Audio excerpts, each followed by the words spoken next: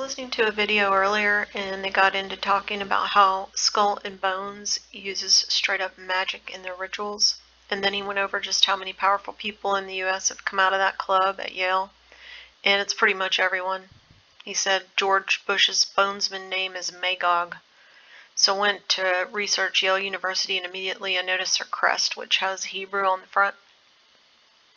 And I immediately thought about what a person that I respect a lot had said about how Kabbalists use the Hebrew alphabet as a form of divination. So I clicked on this Hebrew meaning of what is on their crest, and it is Urim and Thummim. And it means lights and perfections as elements of a breastplate worn by the high Jewish priest attached to their robe, related to divination by casting lots. And an expert in cuneiform connected and Tum, which are the singular forms for Urim and Thummim, with the Babylonian terms Urtu and Timitu, meaning oracle and command. And the theory is that Urim and Thummim derived from the tablets of destiny worn by Marduk on his breast, according to Babylonian religion.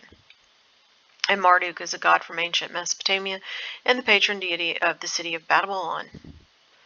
And I'm guessing these Yale people are aware of this since the college was founded to instruct theologists in sacred languages like Sanskrit and others. So the history of Yale, it was established in 1701 by clergy of the Connecticut colony, initially for its library, where the Yale Library is still infamous today. But who funded it? The person it's named after, which is Elihu Yale. In 1718, Elihu Yale, who had made a fortune in Madras, India, while working largely through secret contracts with Madras merchants that were illegal with the British East India Company. So Yale is a Welsh name because he's from Wales, and he descended from many of the royal houses of Britain, including the Plantagenets and the Tudors. So he's a bloodliner. And his family crest is the wild boar. This is it, just like the Scythian ones.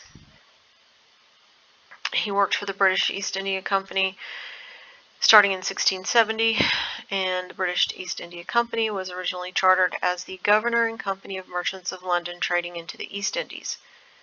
And that company rose to account for half of the world's trade during the mid-1700s and 1800s, particularly in basic commodities, but also including in opium. And the company also ruled the beginnings of the British Empire in India.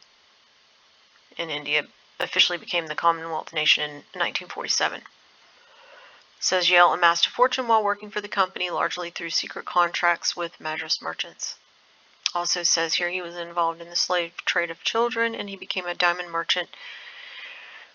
And some of the large diamonds that are in the crown jewels were obtained by him from India. So that's who's founding of Yale University, a crooked Welsh witch or a bloodliner, and then it seems they established their witch pirate club to control the United States. And that's what I think. Thank you for listening.